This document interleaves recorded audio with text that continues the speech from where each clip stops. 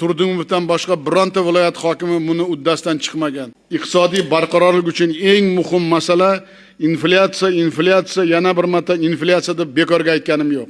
Inflyatsiya nima degani deb jaydari tilda aytaman. Kam ta'minlangan oilaga qo'shimcha soliq deyman men.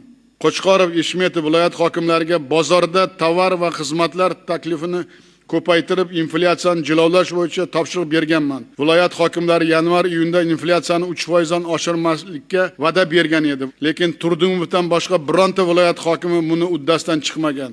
İste'mol narxlar Samarqand, Qashqadaryoda 3.6%, Xorazmda 3.5%, Farg'ona, Jizzax, Navoiyda 3.4% ga oshdi.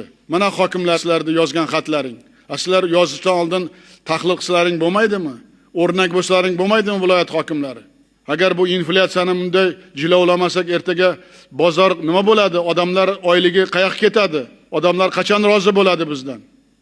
Aprel-iyulda go'sht narxi 6-8% ga o'sdi. Qo'chqorov, Abdurahmonov hokimlar 1-avgustgacha import go'shtni samolyotda tashish xarajatlarini qoplashni so'ragani uchun bunga rozilik berganman. Ushbu maqsadlar uchun 300 milliard so'm ajratdik. Qaysi hokim tadbirkorim bilan chetdan go'sht olib keldim deb ayta oladi? Afsuski bunga ijobiy javob yo'q. Chorvaga mas'ullar, viloyat, tuman hokimlari shu paytgacha bizda 14,5 million bosh qaramol, 24,5 million bosh qo'y echki bor deb ishonib yurgan. Qishloq xo'jaligini ro'yxatga olish yakunida hammasi ochiq oydin ko'rindi.